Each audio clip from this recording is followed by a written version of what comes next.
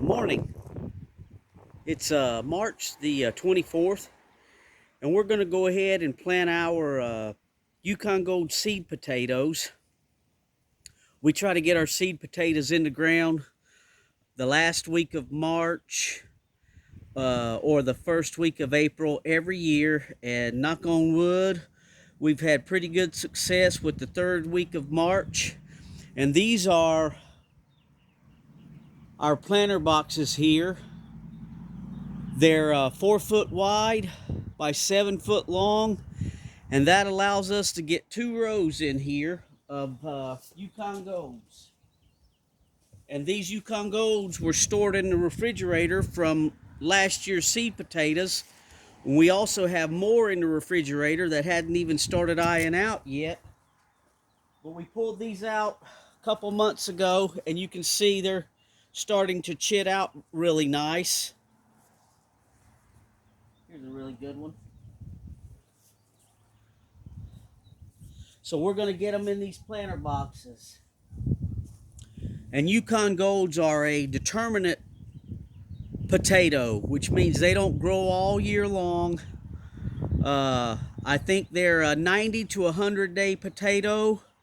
From the day they sprout above ground, we usually give it 90 to 100 days. The tops start dying back. Then we harvest them, and we're able to get another round of planting. So we get 2 harvests each year from planting these Yukon Golds, unlike a indeterminate variety that here in central Indiana we can only get 1 harvest off of those. We have some Sarpomiras. We're going to do a video this week on planting those in containers, and they're an indeterminate variety, and you can only get 1 harvest off of those guys here and where we're located, and we do those in containers. But our Yukon Golds always go in our planter boxes and some containers, whatever we have left over. And this is how we do it.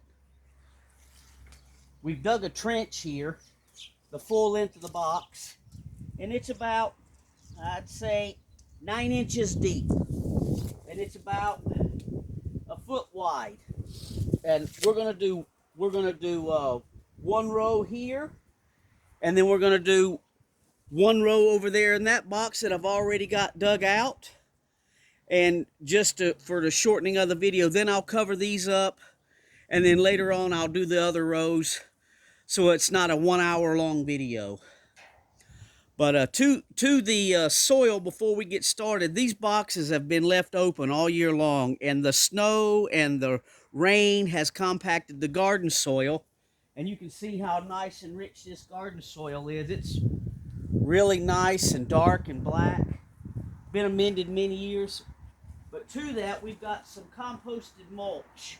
We get this from our city, who picks up all of our limb debris in the fall, and then they compost it through chippers, and we can go get some early in the spring. So we're going to go ahead and throw a little bit of this stuff down in the bottom.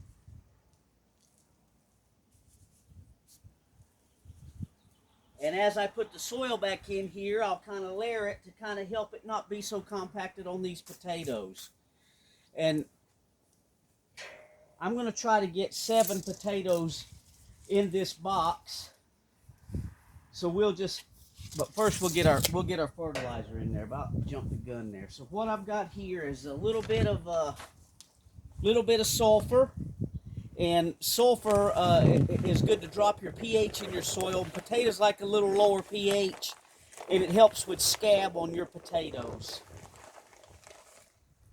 So we'll just sprinkle a little bit down in there. We'll do that, and it's probably a tablespoon. And then I'll take this tomato and vegetable fertilizer and get it open. It's a 364, and we'll just take about a cup.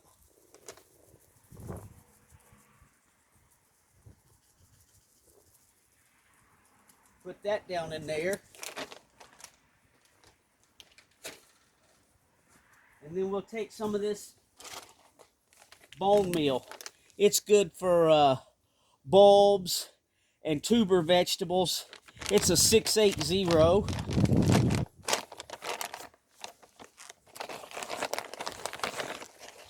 And we'll add about a half a cup of that.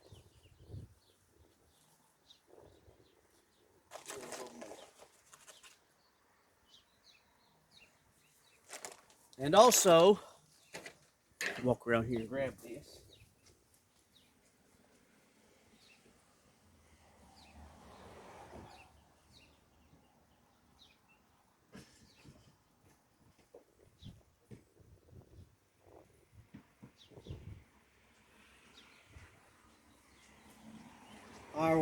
Our local Ace Hardware used to carry muriate of potash, but here on the south side where I'm at, they don't have it. I have to drive all the way up north, and I'm not going to do that. What I have in this container here is just good old wood ash. It's high in potassium, and if you add a little bit of wood ash to your potatoes, it helps them out with the potassium. So we're just going to sprinkle a little bit of wood ash down in here. This is straight firewood that we burnt in our fire pit last year, and I just saved the ashes. Once they cool down, put them in a metal container like that, and then once they're really cool, I'll stick them in the building to keep them out of the rain. And now that we've got that in there, we'll go ahead and throw just a little bit of soil down. Not much. And we'll take these potatoes, and we'll try to get them a foot apart, somewhere like that. It may end up going like 10 inches apart. If you got the room, it's better to space your potatoes per plant in the same row about 12 inches apart, and row spacing you want 2 to 3 feet. But we don't have that. We have these small boxes. That's what we are able to grow in on this small city lot. So sometimes you have to make do with what you have. And we'll just take these potatoes, and we'll start maybe right here on the end. And I'll try to get them a foot apart, but it may end up being somewhere like around 10 inches. And we'll take these eyes and we'll turn these eyes up. Now, these seed potatoes weeks ago had eyes going all around the potatoes. And I went in there and I snapped off a lot of the eyes and just left them to a nice little cluster on top, so we can just keep it to 3 or 4 eyes on the potato. And that is supposedly gonna make bigger potatoes. We will see. We'll keep updated videos and harvest videos going, and we'll let you see what happens. If you just let them go and have a bunch of eyes, supposedly you'll get a lot more potatoes, but they'll be smaller. So we'll see.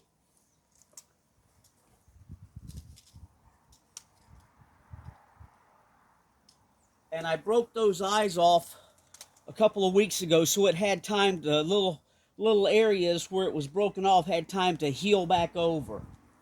You don't want to, a lot of people will take their seed potatoes and cut them. Like if you've got a big, huge seed potato, you can cut that and leave eyes on each potato, but you don't want to plant it immediately. You want to lay that, if I were to cut that in half, you want to lay those cut sides up for maybe a week or two and let them callus over. And then they're less susceptible to rotting in the ground on you.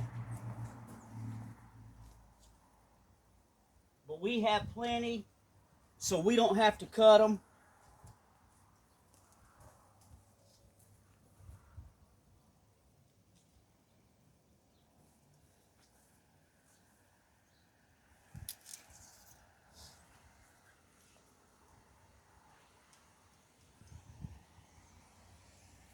We may get this little guy down here on the end. So there we go. They're spaced probably 11 to 12 inches apart. The fertilizer's in the ground, the sulfur's in the ground. Drag this thing on. And I'm just going to put some of this composted mulch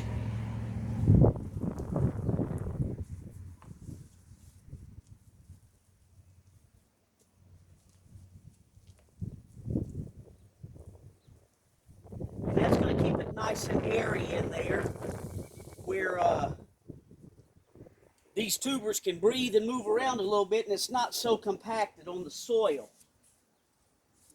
Move these.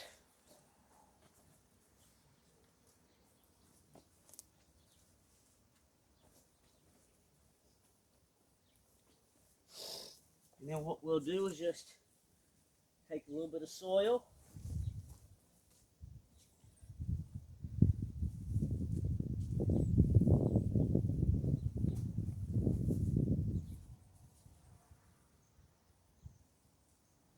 Break up some of these clods.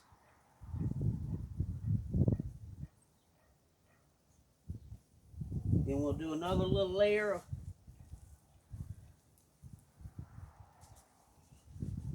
this composted mulch, and you can see it's not really big pieces. It's really nice and broken up. It's been ran through a chipper twice and then left to set all winter. So we're fortunate to be able to get that from our city, which they charge us on our bill every year. It's a minimal amount of money for what we get. I think we pay like, I'm not sure, I'm not even going to quote the price, but it goes with our trash and sewer bill, with our limb debris pickup, and that allows us to get some really nice composted mulch for free in the spring.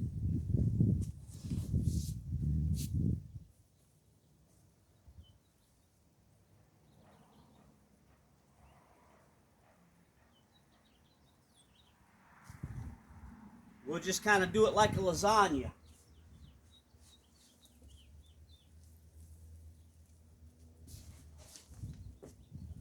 Now, when I went and got this stuff, and they scooped it up and put it in my truck, it was steaming hot. So, it's been sitting in the driveway maybe 3 weeks. It sat through a couple of snows, some rain, so it's not hot. If you get some composted or some of this composted mulch and it's steaming hot, you may want to open up the pile and let it cool for a week or two before you do this. But that's really nice and cooled down. Shouldn't have any issues. You can see how nice and rich this garden soil is. We've had these boxes for about 10 years, and we amend them every year with compost and bone meal and blood meal and bone meal, worm castings.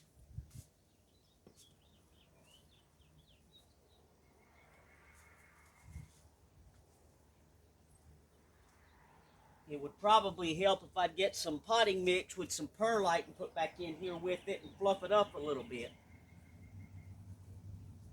Let's see, turn that one, it's not blocking the view. See earthworms right there.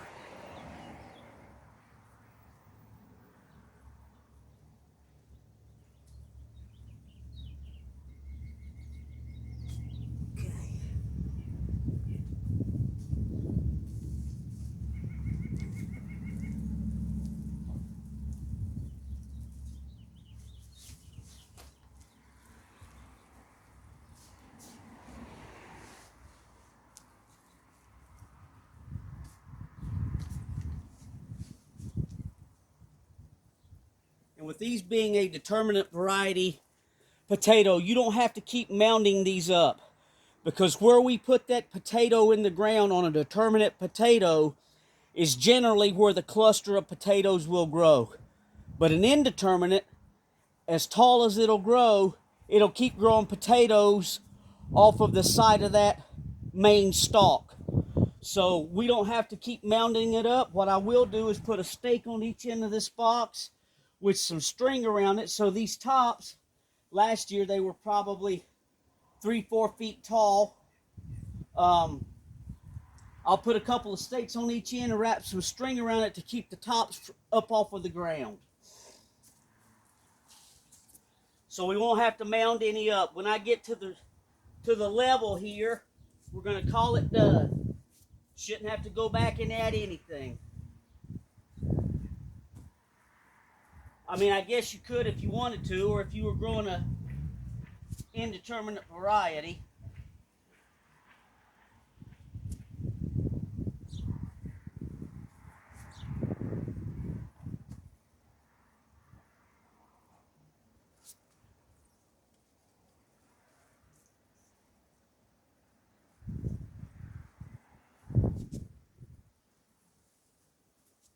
Okay.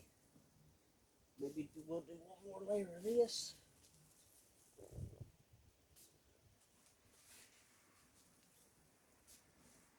There we go.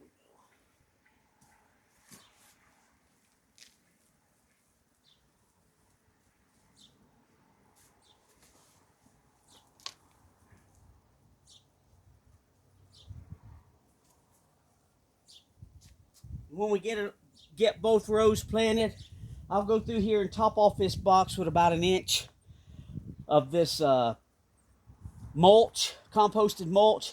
And what that'll help with is, as the summer gets here and it gets really hot, it'll stop that ground from cracking on top. And when we water, it'll keep the water from evaporating, because it's just dry, cracked up, open ground. I used to not do that, and the ground would split wide open on top, so we try to cover it a little bit to help with that.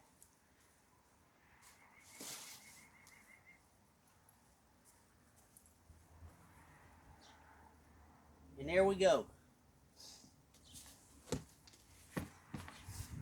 Let's see.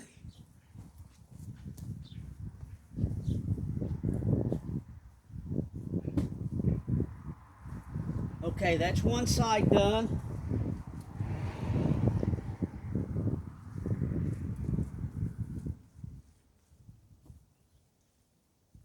And we'll do the same thing over here. Let me see if I can maneuver the camera like that.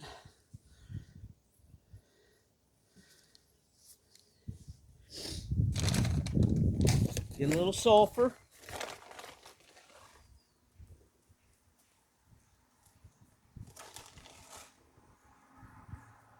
Say probably a tablespoon. Oh, my bad. I was going to put a little mulch in the bottom. So let's do that now. Get a little mulch in there.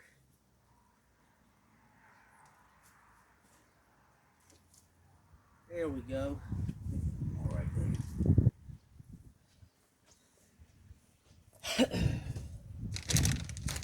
We'll do a cup of this tomato and vegetable fertilizer.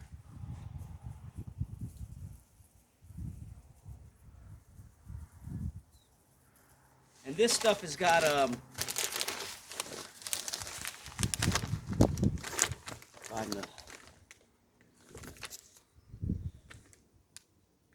composted poultry litter, feather meal, bone meal, sulfate of potash. So it's got some really good stuff in it. And then we'll add just about a half a cup of bone meal.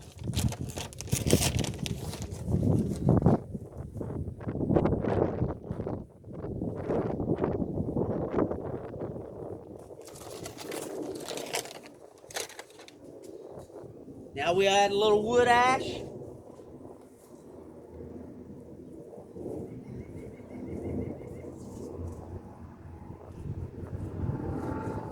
It's a nice windy day. We're supposed to get 30-mile-an-hour winds. If you're doing this on a dry day or a non-windy day, you may want to wear a mask. But we don't have to worry about that today with the wind blowing. So we'll go about 1 foot apart again on our spacing.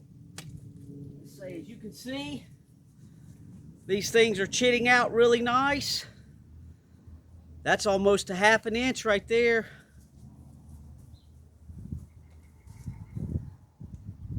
We'll get him in there.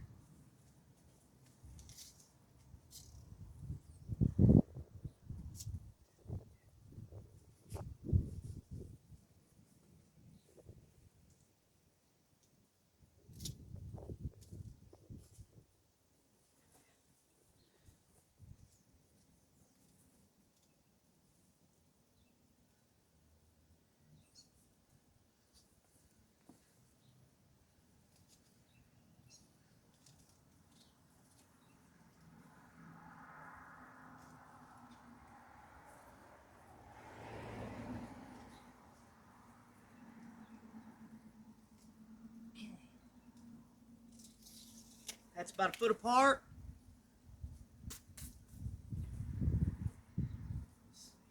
Might be easier to do it from this side.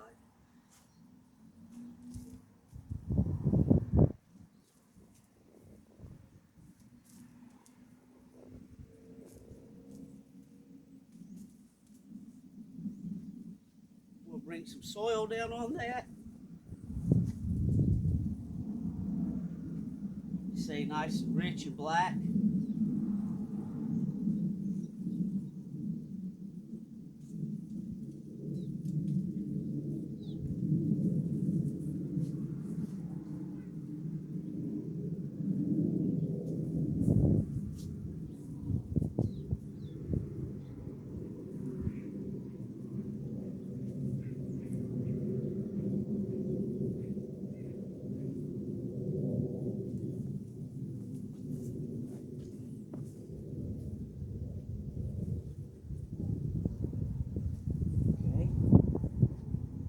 Another row of the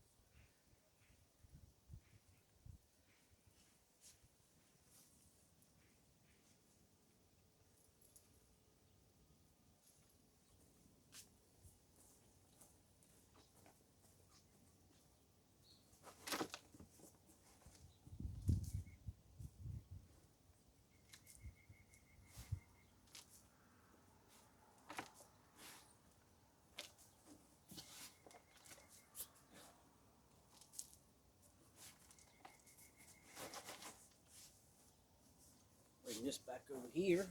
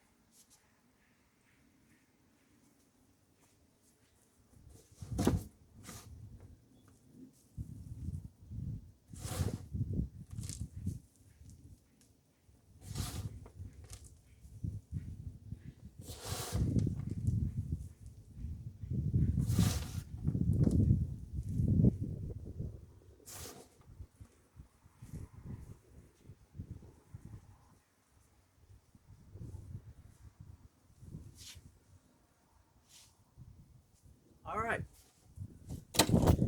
that's about it. Now, there's a lot of good gardening channels on YouTube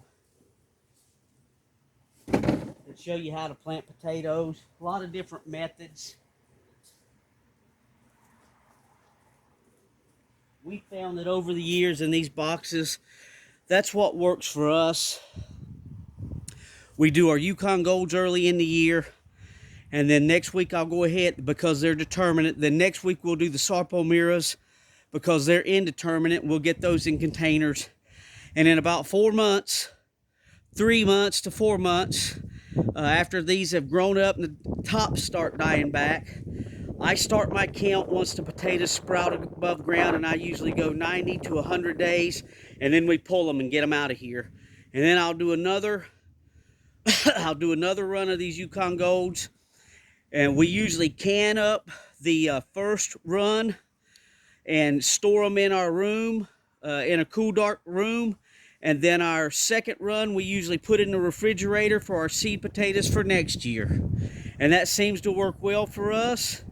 So we're going to go ahead and end the video right here. And then I'm going to go ahead and get these other 2 rows done in these boxes. That's how we do it, but I'd advise you to watch a lot of YouTube channels on growing potatoes and watching several different methods, because the way we do it may not work for you, and you may find a better way through other gardening videos. But we just want to say thanks for watching, and thanks for subscribing, and we'd appreciate it if you'd give us a thumbs up if you like our videos and our content. And as always, thanks for watching.